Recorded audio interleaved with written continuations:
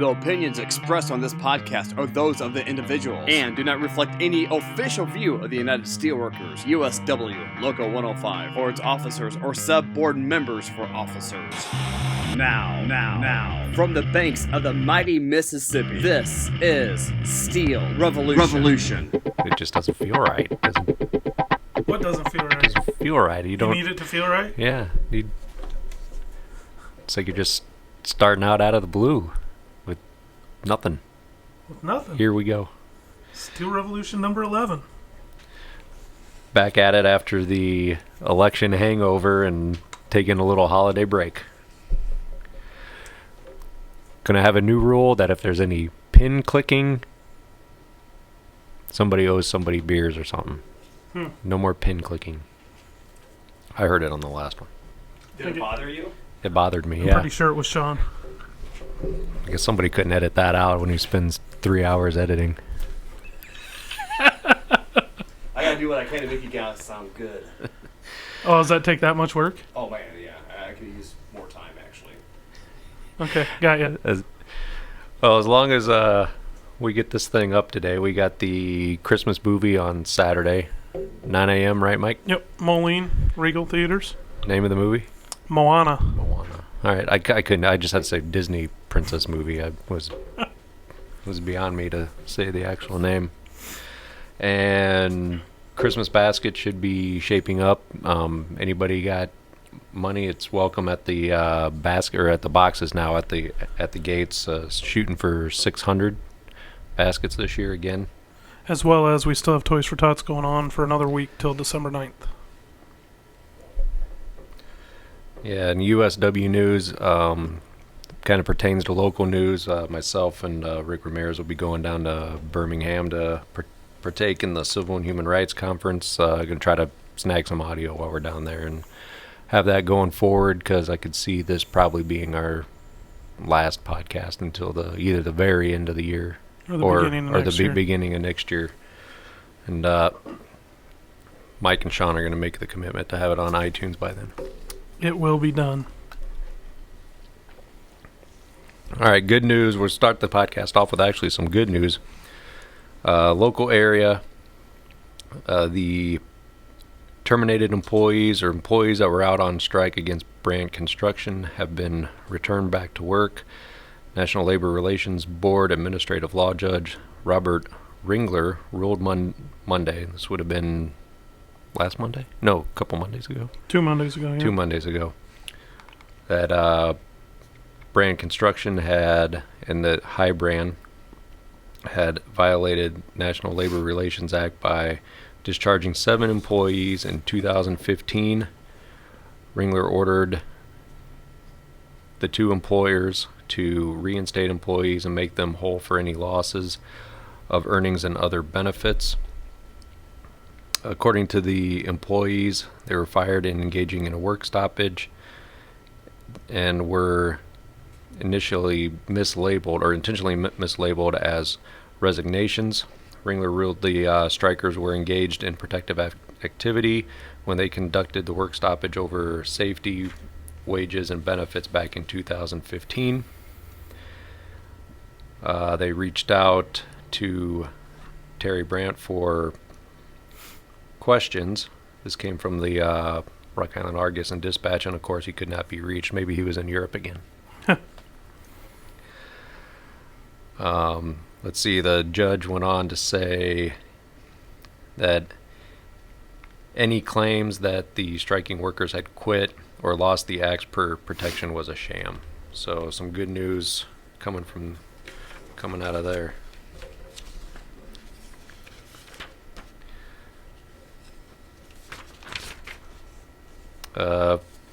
Some Illinois news that I found interesting, that Bruce Rauner released his 2015 tax returns. That's the governor for Illinois, which revealed that he had $188 million in state taxable income, a huge jump from a year prior, which was $58 million. Must pay to be the governor.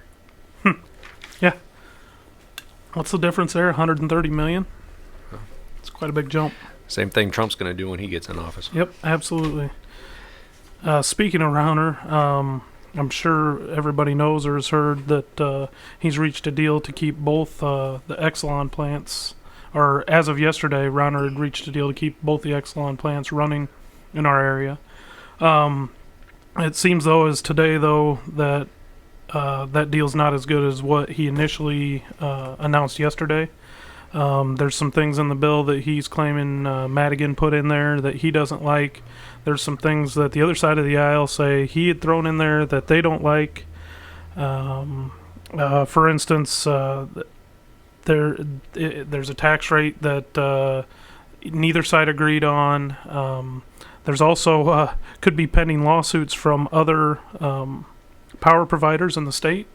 One particularly is a Houston-based company called Dynegy, who has a lot of the power in southern Illinois and Kentucky and Tennessee, and they're a coal-based company, and they're saying, wait a second, Governor Rauner, you're subsidizing these guys to keep those jobs in Illinois and trying to phase us out when their power costs 5 to 10 times more than ours. What are you doing here?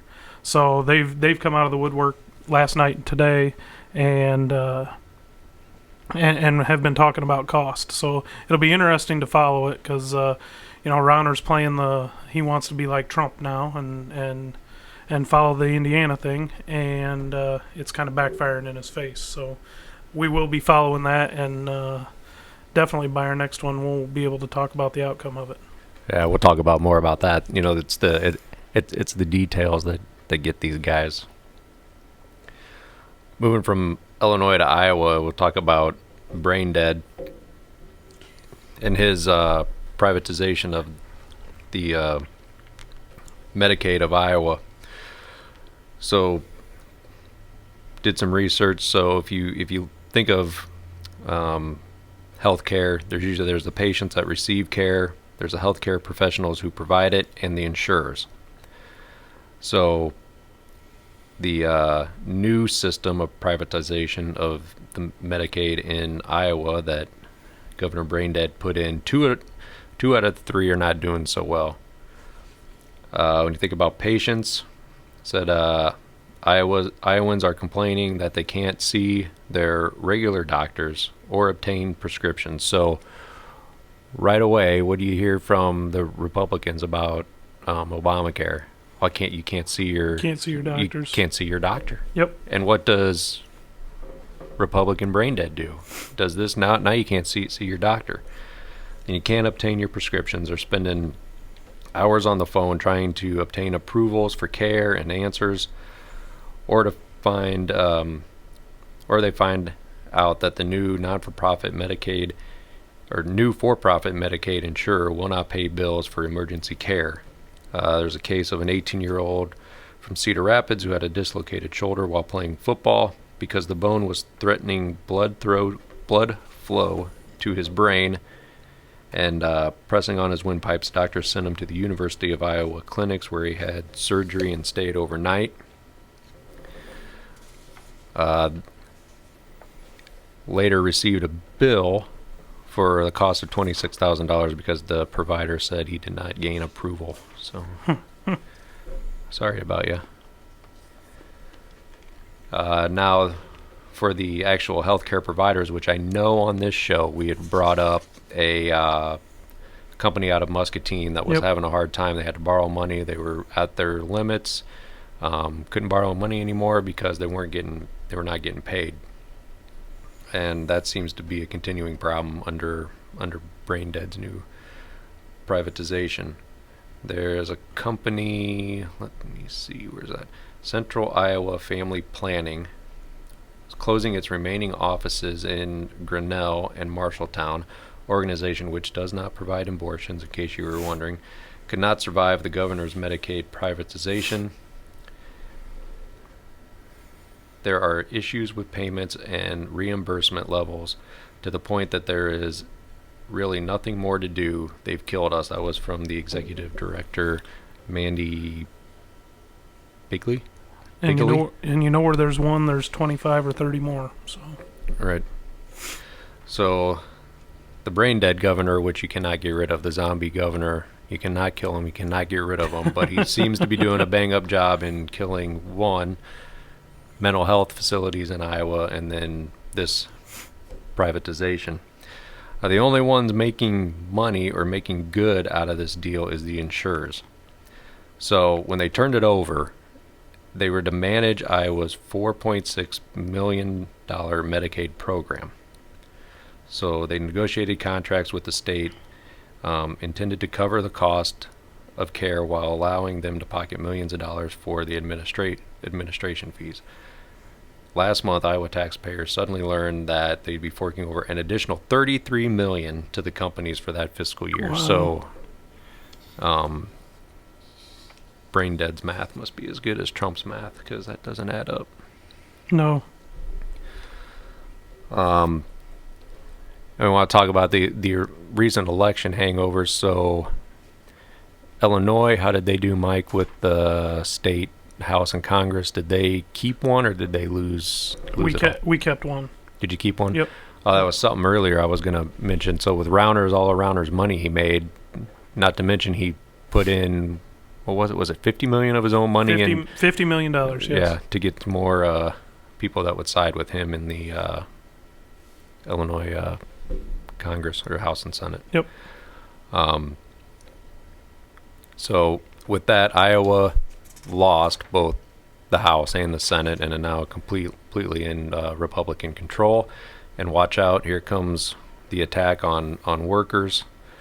So the state now has proposed no wage increases and remove health care insurance provisions in the contract with the state's largest public employees union.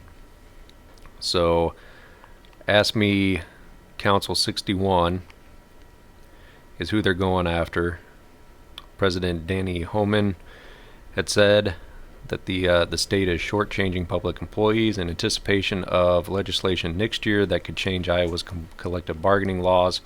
Republicans will control both the House and the Senate in January.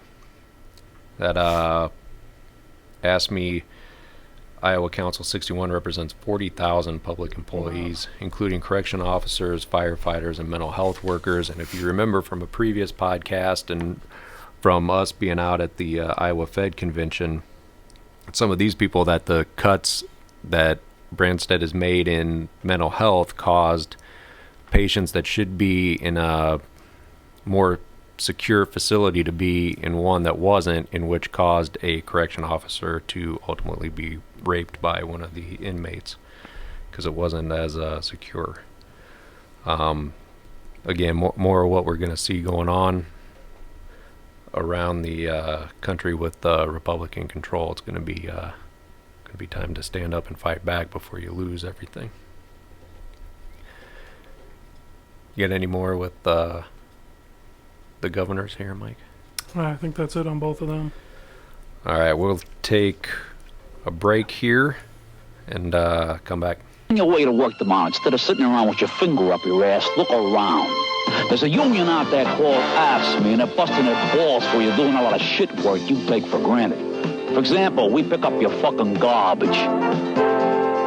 We got broads out there who keep your kids from getting run over by some hard-on. We plug up the holes in the road so you don't fuck up your car. And we push around a lot of little old ladies from Florida. We're out there zapping rats and roaches and making sure your kids don't drink piss from no fucking water fountains. We're fucking AFSCME, Amalgamated Federalization. Hey, I don't know what the fuck it means. All I know is we're hard-working, tax-paying people like you, and we don't take shit from nobody. You got that, asshole? AFSCME, the fucking union that works for you. Like it's 1999. Thanks, Prince. Sorry. Saw on Facebook that the Republicans are partying like it's 1928, in which in that time they had the presidency, the House, the Senate, Supreme Court pick coming up, and also a majority of the governors. And for me, I had to look it up, but does anybody realize what happened after that? The Great Depression. Yep. stock market crash. So get ready. Get ready. It could be coming. It's going to be huge. Yeah, it's going to be bigly. So back with the war on workers, in a U.S. District Court in the Eastern District of Texas granted a nationwide preliminary injunction that prevents the Department of Labor from implementing changes while for the overtime of salaried employees.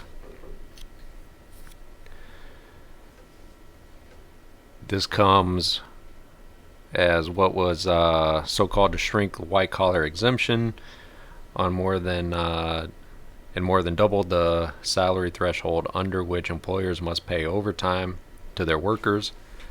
Overtime protections under the regulations would apply to workers making $913 a week or $47,476 a year. So, too bad for you workers. You make too much money. You don't matter. Yep. So on that subject, U.S. Secretary of Labor Thomas Perez said after the original lawsuit filed in September that he was confident that the legality of the rule, or was confident that it was legal, calling the lawsuit partisan and an obstructionist tactic. He noted that the overtime protections has receded over the years. They apply to 62% of U.S. full-time salary workers in 1975, and now just 7% today. How do we as workers let that go, though? A 55% drop in 30 years, 40 years? How do we let that go? Well, I mean, what, a majority of your salary don't have unions, they don't have any rights. But at the same time, as workers, how do we... It's not just about unions. It's about sticking together. It's about trying to get a little bit of a piece of the pie. And these guys are losing out on all their overtime because that's a pretty big range of people nowadays. $900 or $47,000 a year. That's a pretty big chunk of people. Big chunk of people that's dwindling. You're right. It is. It is. Well, the common theme, and why we'll see if. Let's see if we get snubbed by our local president or not today, was something that I think he said. We'll see what happens. But, the common theme should be there's things going away. There's things we're losing. And we think now, knowing what we know, who controls what, there's going to be stuff you're going to be losing. The question is, how much stuff are you going to lose? Are you going to be able to stand up, rally people around, stand up against it, or are you going to lose everything? And I believe if we get snubbed by our local president today, we know who the douchebag of the week is. Oh, he's going to be nominated for sure. I thought about that. Oh, there's no nominations. It's his.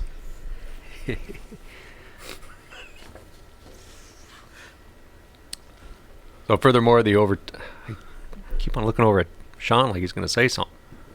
It's best if he doesn't. We gave him a mic a couple times. I'm thinking, no, he's going to say something clever or something he's going to have to cut out later. Maybe that's why the one that's on back order still hasn't shown up. It's a sign. Amazon's a little busy right now. Amazon's a lot busy. Perez further went on to say the overtime rule is designed to restore the intent of the Fair Labor Standards Act, the crown jewel of worker protections in the United States. Said he looked forward to vigorously defending the efforts to give more hardworking people a meaningful chance to get by. Furthermore, we'll move on to some of Trump's pick for his cabinet. We'll move on. Jeff Sessions, Republican from Alabama, looks like to be the pick for Attorney General. And in a article on the Huffington Post, somebody asked him, or he made the comment that didn't know if grabbing a woman by the pussy would be defined as sexual assault. He said, "I don't characterize that as sexual assault," Sessions told. Told the Weekly Standard. Said, "I think that's a stretch. I don't know what he meant." And the reporter goes on, so if you grab a woman by the genitals, it's not sexual assault. Said, "I don't know," Senator replied. "It's not clear that he or how that would occur." I don't know. Just grab? Is that how that works? Does he need a demonstration? I guess somebody should grab him and then see what he thinks. Furthermore, so sexual assault is defined as any kind of unwanted sexual contact. So apparently our Attorney General is going to be pretty light on that subject. You think? Yeah. More. Trump said he was going to drain the swamp. Looks like more like he's filling it. For Treasury Secretary, looks like he's got Steve Mnuchin, who Elizabeth Warren called Forrest Gump of the financial crisis. Not to mention that he has 17 years at Goldman Sachs. So more of Trump, or how I learned by listening in another podcast that there's now a new word or phrase. It's called post-truth. So this is post-election truth, that you say one thing in the election and then later it's do something else. different. Yep. So post-truth. So not only was Mnuchin in with that, but he also profited off of the housing bubble, the collapse there.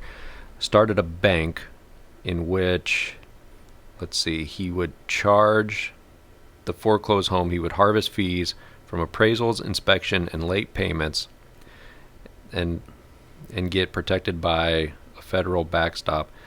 So where the FDIC lost $13 million on IndyMac, Mnuchin and his company made $3 billion in profit for cashing in on that. And to make things worse, 68% of One West, which was the bank, 68% of One West, 36,000 plus for foreclosures in California, were in non-white areas. So you start to see some resemblance between Trump and him. Trump, of course, back in the day, denied people of color housing in his apartment buildings, and now you look at things keep on going on. Then that's not to include Mnuchin the $3.2 billion in fake Bernie Madoff profits he refused to return, and he withdrew $50 million at Relativity Media just before it filed bankruptcy. How the hell? There's some insider shit going on there. Gotta be. Well, I mean, no different than the next one. So then he has Commerce Secretary Wilbur Ross, who's a big Wall Street guy. So private equity baron, scoops up companies, then squeezes every last nickel out of them by firing workers, shipping lines offshore, manages to profit in exchange. Usually by going through bankruptcy. His firm was in charge of Sago Mine in West Virginia that blew up, killing 12 workers. So you got I'm going to swoop in, gut, your safety and everything else, and make my profit while, your workers, 12 workers get killed there. And then he's gonna profit off of it. This guy's a shitbag. Yep. Wow. Then let's see. Moved Cone Mills overseas, eliminating 75% of its U.S. jobs. He's also in with the foreclosures. Let's see. He managed day-to-day operations of American Home Mortgage Services. Let's see. Had about $132 billion in loans. Second largest servicer of subprime loans in America. It says Lynn. Don't even try it. Yeah. Anyway, whistleblower, whose last name looks pretty hard to pronounce, who fought that company in court and won $95 million case against several services on behalf of the federal government in 92, explains that Ross's company outsourced its mortgage document operations they use called DocX, which forged millions of mortgage assignments claiming to be the officers of dozens of different banks.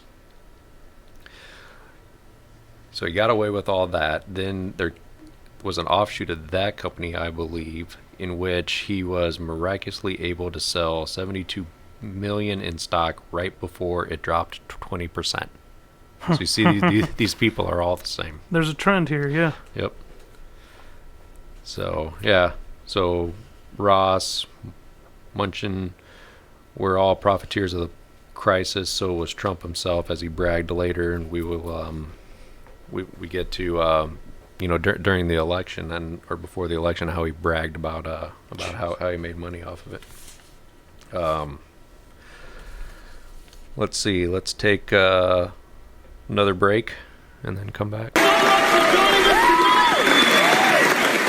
You know, we had a guest in the audience this evening. And Vice President-elect Pence, I see you walking out, but I hope you will hear us just a few more moments. There's nothing to boo here, ladies and gentlemen. There's nothing to boo here. We're all here sharing a story of love. We have a message for you, sir. We hope that you will hear us out.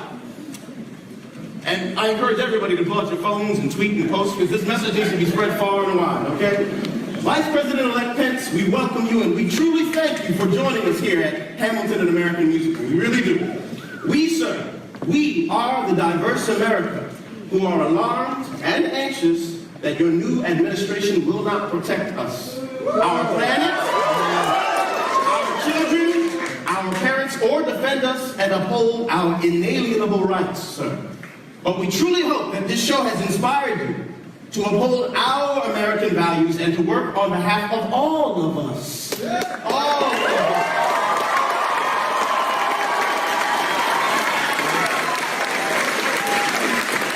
Again, we truly thank you for sharing this show, this wonderful American story told by a diverse group of men and women of different colors, creeds, and orientations.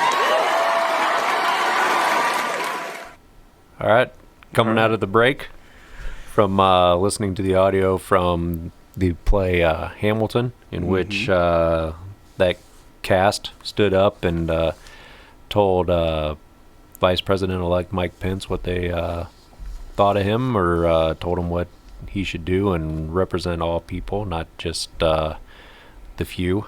So basically, they gave Mike Pence their 2 cents worth of their opinion.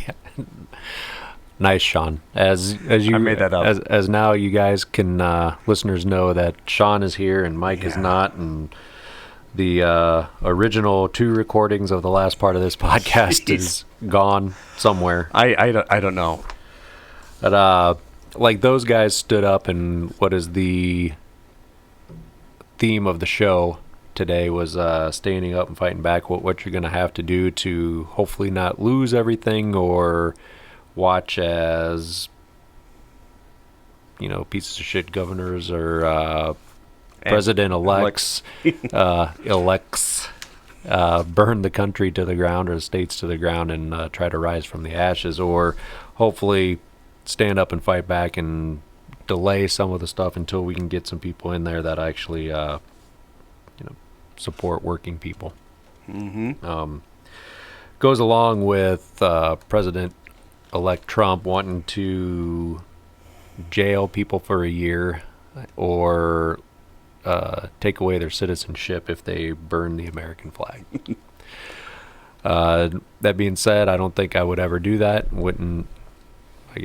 wouldn't think I would. And it should be part of your Second Amendment, because it doesn't stop there. It doesn't stop at a flag. It goes on to, you can't gather in groups, and then what is that? You can't do a picket. You can't have a strike. On and on. So it's a domino effect. Right. It's a way to suppress people. You know, they've already done a good enough job with that with the voting laws and that. Also, a guy in Iowa, wants to pass a law called "Suck It Up, Buttercup," in which he don't want people to close down I-80 in protest. Which, like it or not, I don't know if it's the safest thing. Maybe it's not the best thing, but it should be protected to stand up and voice your opinion and protest. But the corporations and the rich wouldn't want you to do that. Because the corporations are coming. They're coming. Yes, they are. Every once in a while, though, there is some good news. Patagonia, which saw $10 million in Black Friday sales, which was over 5 times its own expectations. So they sold Southern coats then. Yeah. They're pretty expensive. Yeah.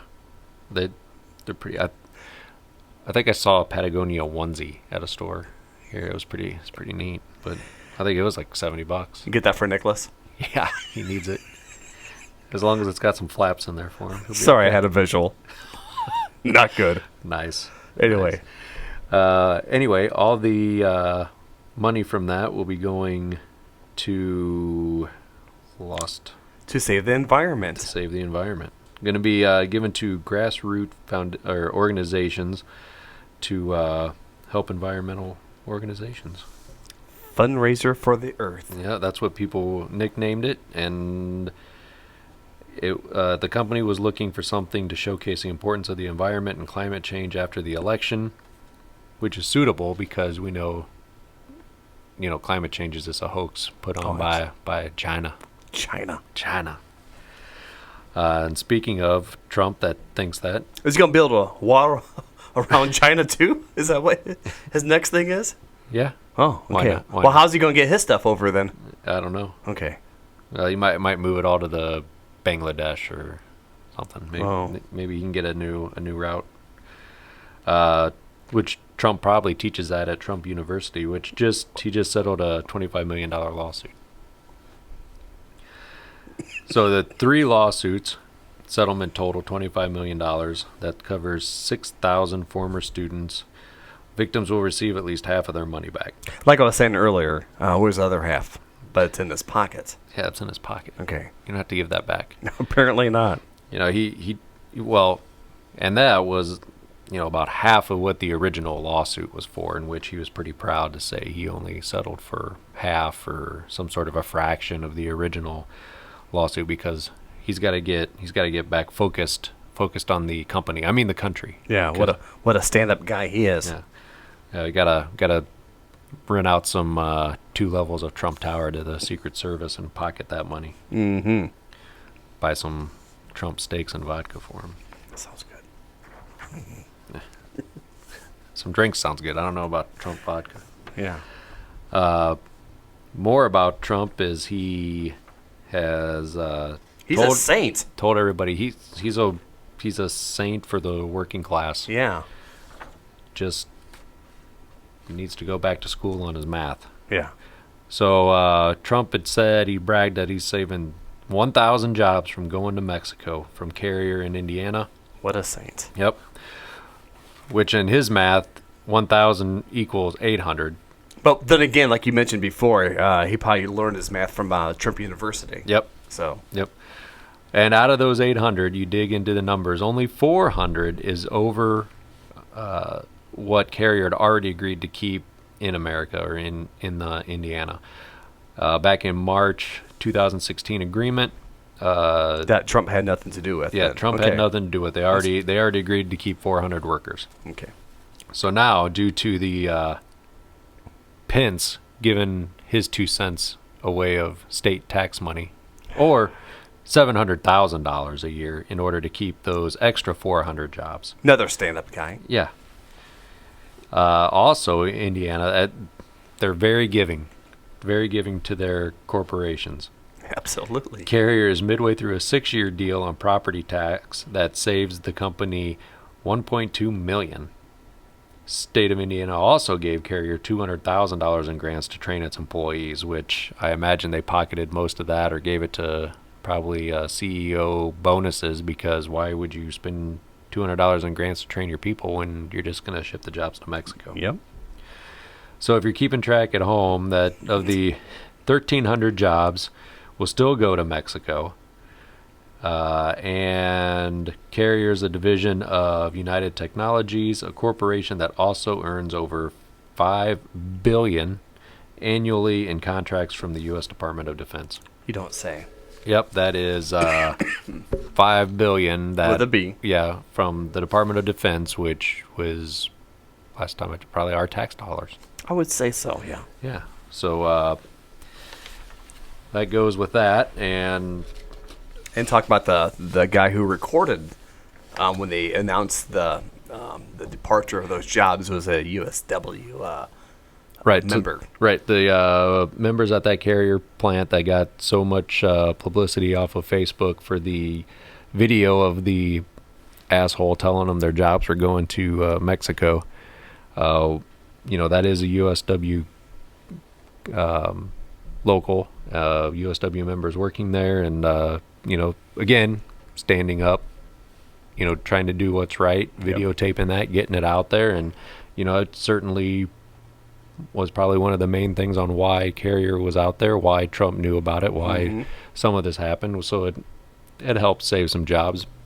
It probably was the factor, not the Trump factor, the Pence factor in there. But, again, to go along with the theme of this podcast about standing up and doing what's right, and doing what's right for your community, your fellow working person.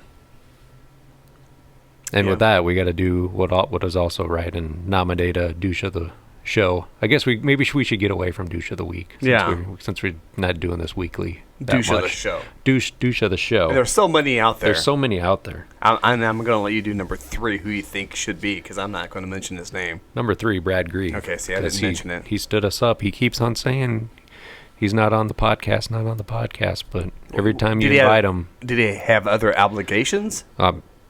I'm sure he's a busy guy. I'm sure he is, but we're just as good, though. Yeah. If not better. Someday he might make some time for us. Maybe. Coming in at number 2, we'll say Trump's cabinet.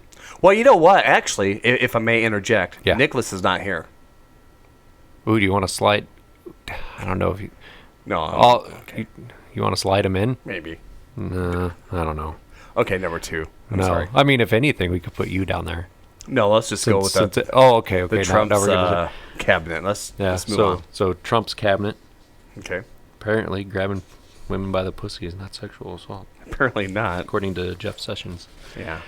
And number 1, our first repeat of Douche of the Week, Governor Braindead. What a stand-up guy he is as well. For his outstanding job of privatizing Medicaid in Iowa and costing the Iowa taxpayers an extra. Oh, extra. Excuse me. Extra. An extra $33 million. It's just tax money. It's just only money. Not his money. Taxpayers will just print more. I mean, the taxpayers will just give us more. We got Trump to save us now. That's right. Good God. Okay, that does it for number 11, the third time around. Oh, yeah. Hopefully this sticks. Hopefully it does. Until next time. We'll talk to you later. See ya. Bye. This has been Steel Revolution. You can follow us on Facebook at facebook.com/Steel Revolution Podcast. Questions or comments, email us steelrevolution105@gmail.com. Steel Revolution is a production of Steelworkers 105, Bettendorf, Iowa. Steel Revolution. Revolution.